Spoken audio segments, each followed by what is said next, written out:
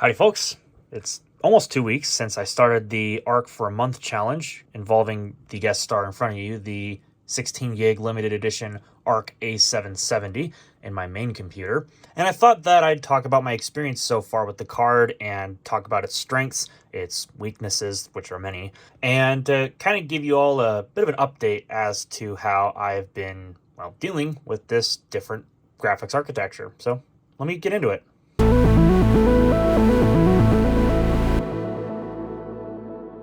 Okay, so where do I begin? Well, let's talk about the strengths that Arc has, and that is, well, I guess you could say the ray tracing performance. Even though I know I don't really care too much about ray tracing, and as I'm sure a lot of people can relate to that fact, ray tracing really isn't going to sell us on the Arc.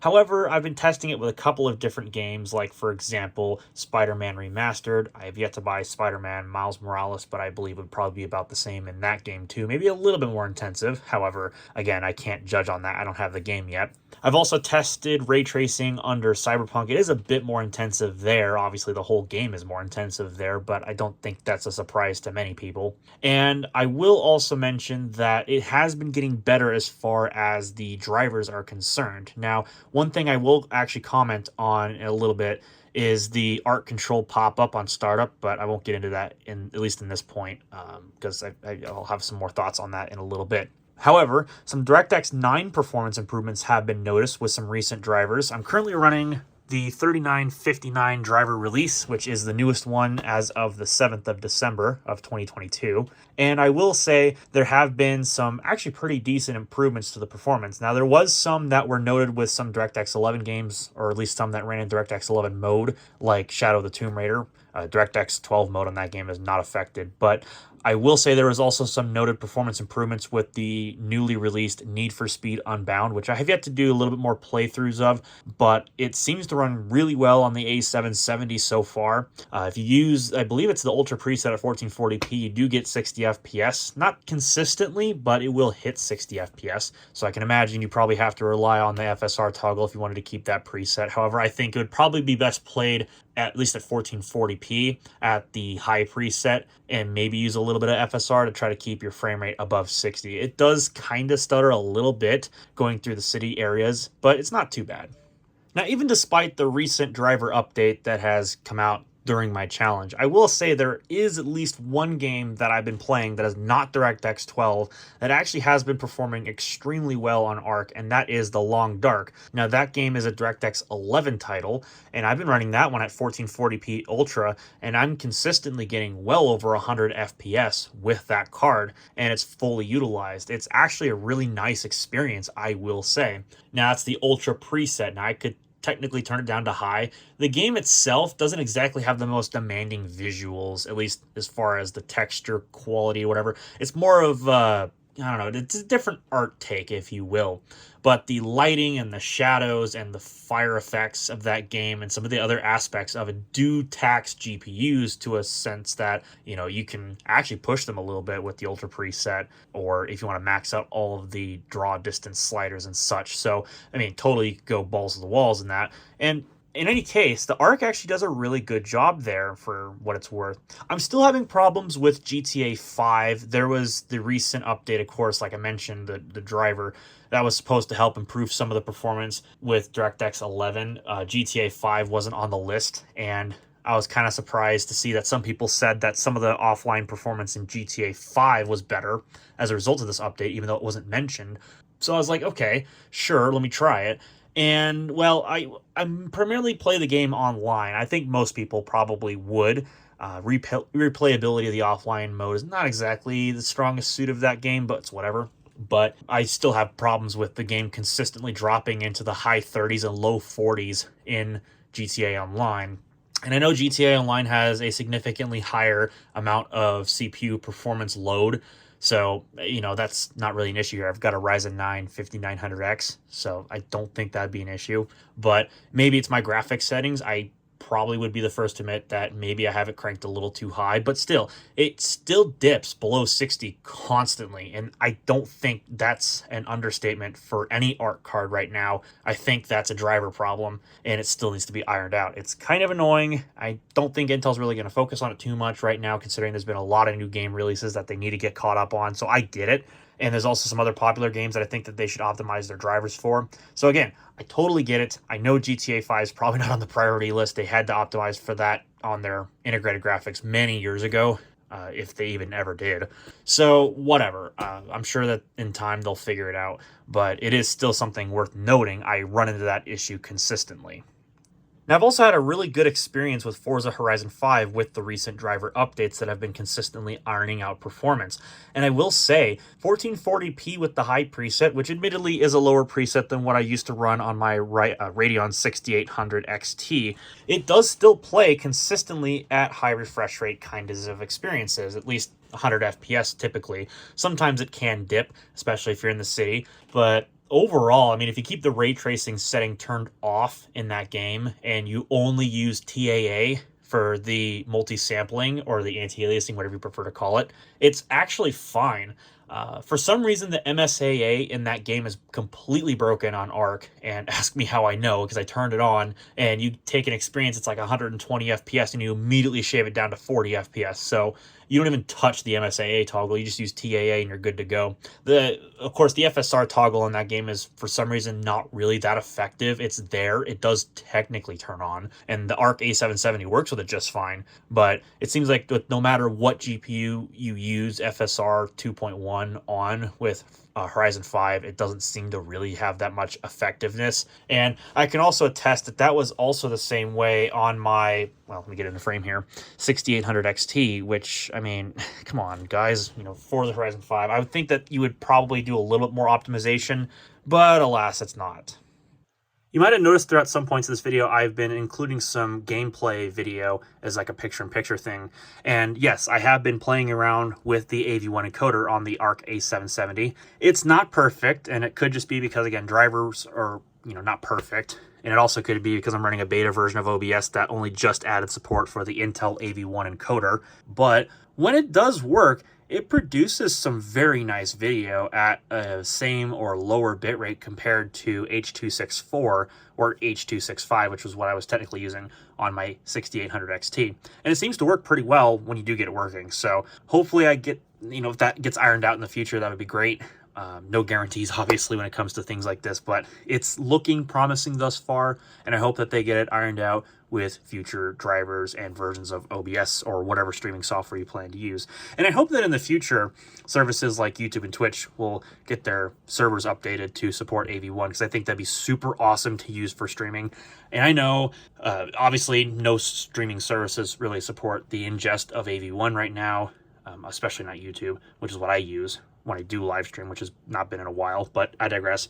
But I do wish that that would be something that they would add in the future. I think that would be actually really, really nice. Now, there has been one thing that has been a bit toned down with regards to the drivers and the crap that runs on your computer.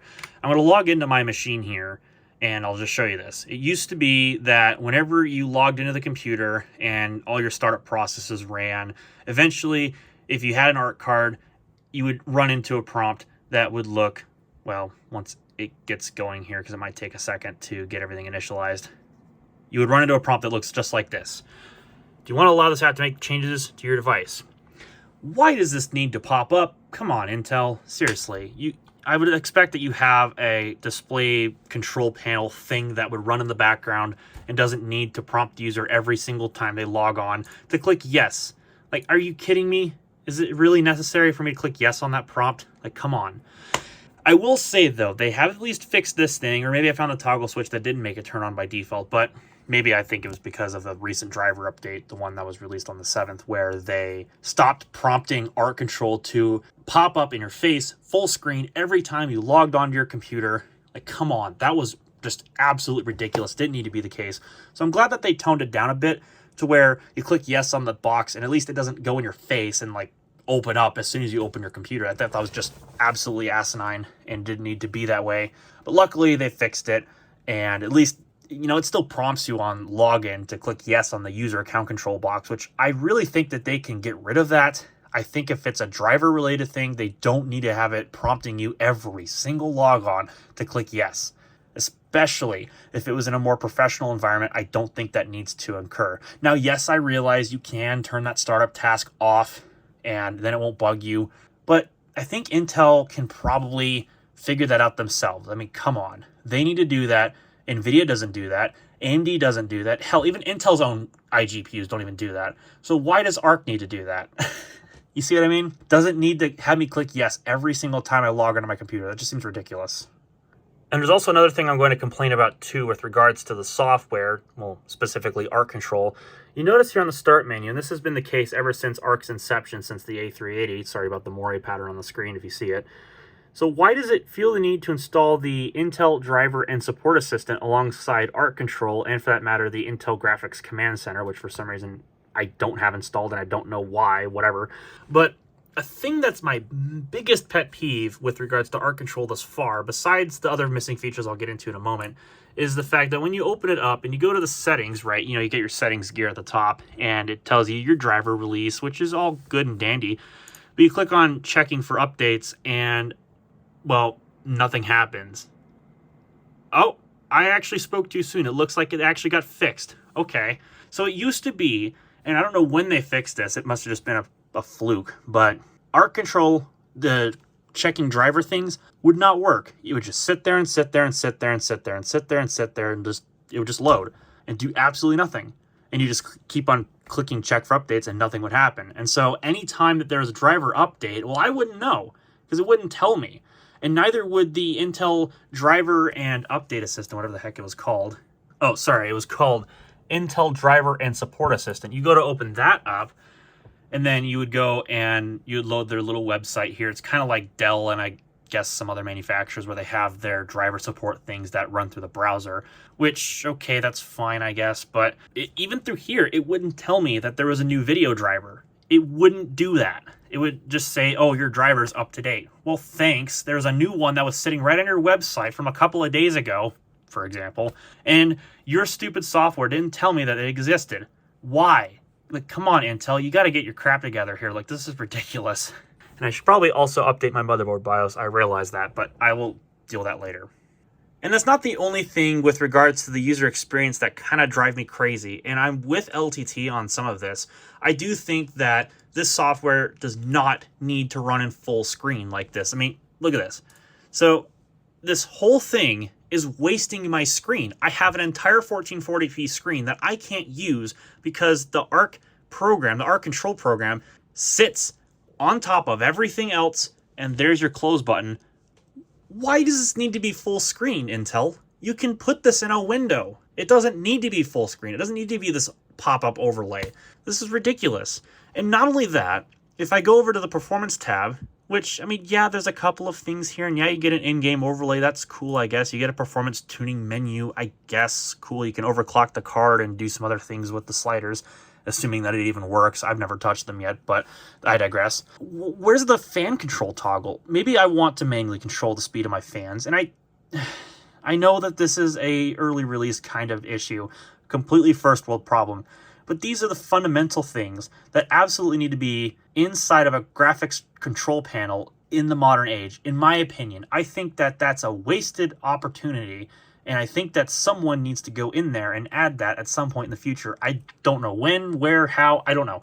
If they add it somewhere, that would be great. And the reason why I bring this up, and I know that, again, this is a completely first world problem, but if, for example, I go to open up a program, like let's just say an MSI Afterburner, and I go to open that up, for example, there's absolutely nothing here. And, I realize, again, Intel's GPUs have not actually been supported at all, let's just put it that way, in MSI Afterburner.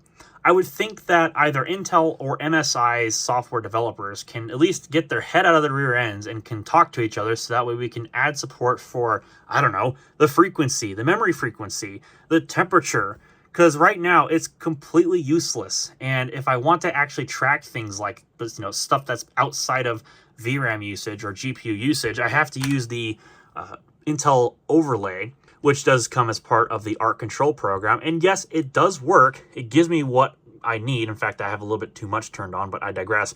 So you do get your GPU activity, you do get fan speed, you do get your GPU temperature, frequency, VRAM usage, and all that stuff. You know, that's all fine and dandy. I'm not saying it doesn't have to be there. I mean, you can configure that part at least. But where's the support in MSI Afterburner? This ARCs have been out now for at least several months, and you would think that there would be some kind of an update to either MSI Afterburner or Intel's drivers that would allow MSI Afterburner to actually communicate and display statistics like it's supposed to do for every other NVIDIA and AMD/ATI card that I've ever used with it, within reason. So, you know, I would think that's in the works. Maybe it is. I don't know. It might appear someday, for heaven's sakes. I mean, maybe I'm asking a bit too much, but these are the kind of things, these are the kind of creature comforts that have been established with the other brands of graphics that Intel is sorely lacking. And that's not even the end of it. I've heard from another person in my YouTube comment section, for example, that said that they were having a problem trying to find a toggle switch for their display mode so that they could have not so much washed out contrast. And I can relate. I can absolutely relate. I even went and I looked through the Intel Graphics Command Center, which is what they normally use for their, their integrated graphics and whatnot. And that's fine and all. But even through there, I couldn't find the toggle switch to enable full RGB or whatever. So I'd stop having pukey contrast on my VA gaming monitors because otherwise they look like complete garbage. And well, I haven't found it on my A770 system, much less I didn't find it with my A380 or A750 systems. So I don't get what the deal is. I know for a fact that you can turn a feature on with AMD and NVIDIA cards. You can go in and you can switch the display modes over to full RGB or whatever, and it will make the displays look massively better. And you get more contrast. It's a lot nicer looking. But for some reason, Intel's not got that yet. Or if it does have it, I swear I cannot find it. So somebody can entertain me down below in the comment section. Maybe you have had better luck with that and you can tell me where it's located. And again, I feel like I need to reiterate this because I'm probably not loud enough on this, and I'm sure there have been many others that will agree on my point here. But why does Arc Control need to be full screen, Intel? Come on. All right, let's go ahead and see if I can wrap up this video in some form of fashion. I'll just put some extra gameplay footage up for you to watch in the meantime while I'm rambling.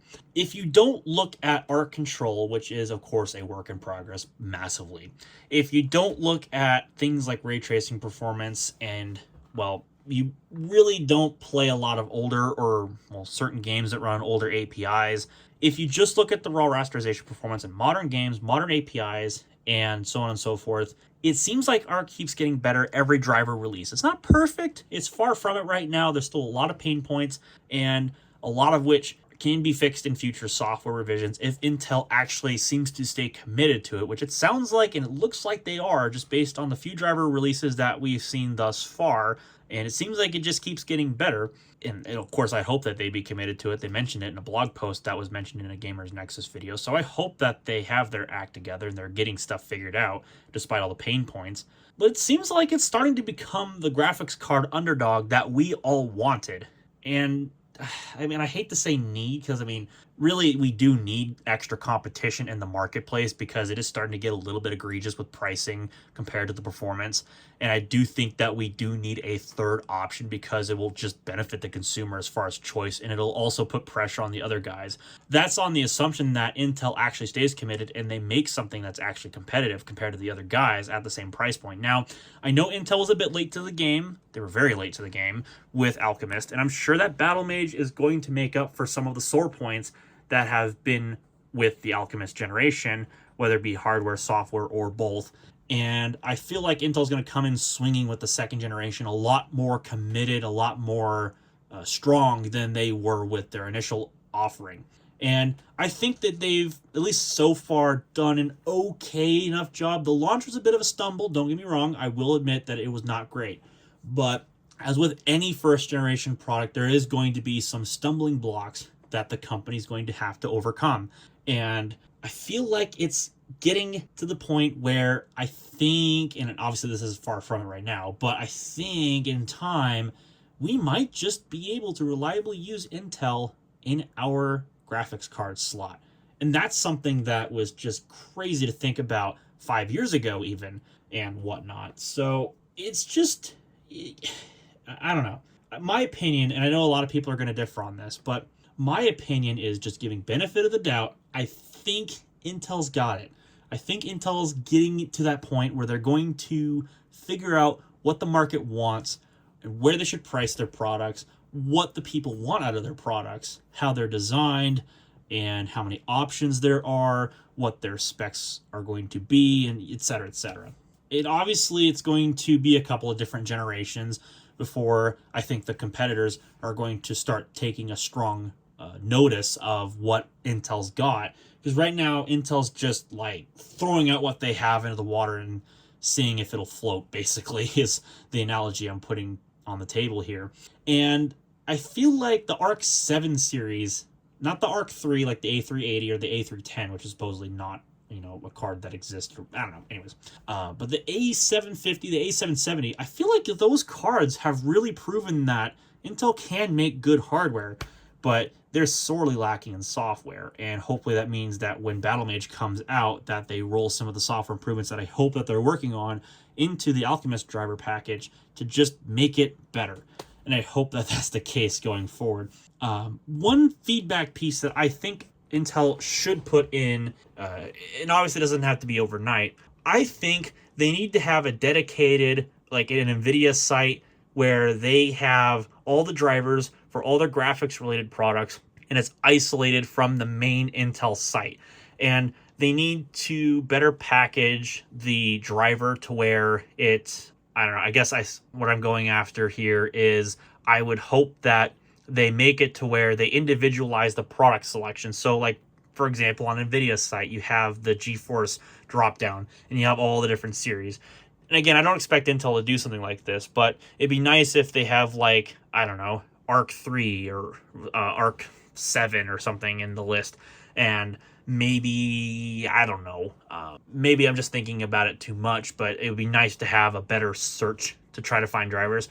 I mean, given that it's the first generation right now and there's only the first generation Arc products that are all going to be under the same support umbrella, I don't expect that this is going to change, but it would be nice to have a better website for that.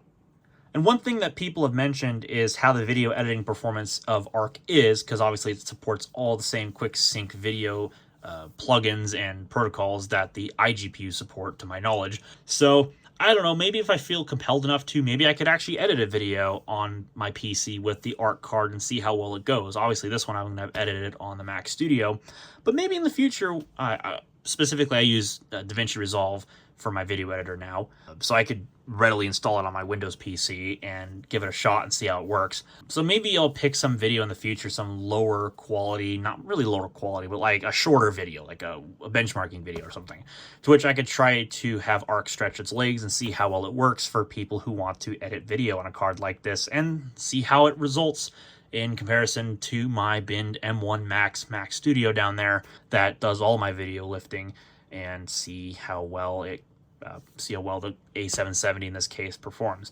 I could also do the same thing on the A750. I think you can kind of transfer stuff between devices if you use DaVinci Resolve and you use an external drive to store all your media bins and such. I think you can transfer it between device to device and just open the same projects. Don't quote me on that, but I believe you can do that. So maybe that'll be something I can look into in the not too distant future. So maybe stay tuned for that. It'll depend on how much time I actually have, because things have been absolutely bonkers for me lately. And, for me to make videos, I don't have the time, because it's been ridiculous. So obviously I hold no guarantees to anything. I mean, this video is already probably taken long enough as it is to edit, but I digress. So yeah, I'll see what happens with the Arc card with video editing and maybe some other tests that I do with it. So, we'll see if I make a part 2 to this or part 3 and et cetera, et cetera. I really want to put this card to the test, but obviously my time is just as limited as my work schedule and my ability to do other things outside of YouTube and social media and the internet as a whole. So no guarantees, but anyways, I'm rambling at this point, so I'm going to go ahead and wrap up this video and send it on its way. So here we go into part 2 or phase 2 or whatever you want to call it of the Arc challenge, and I will definitely keep you guys posted on if I end up running into any other stumbling blocks. I'm going to try some older games, I think, some older APIs like DirectX 9 and DirectX 10, and I'll also do some experimentation with DXVK That'll be something I'll mention in the next part because I have been playing around with it, but I haven't had too much success with it lately. So I got to figure out what games work with it and how you make it work and such. So that is one way that you can improve performance with Arc. And I'll drill into that in the next video on this, well, kind of a mini series, if you will. So with that, like I said, I'm pretty much rambling at this point, so I'm going to go ahead and wrap this video up and send it on its way. So if you like what you saw, hopefully you click the thumbs up button down below. Get subscribed if you haven't, because again, I upload rather infrequently, and so I'm pretty sure you'd like to know when I upload new videos. And with that, I'm going to get out of here, and, well, hopefully I'll see you all in the not too distant future.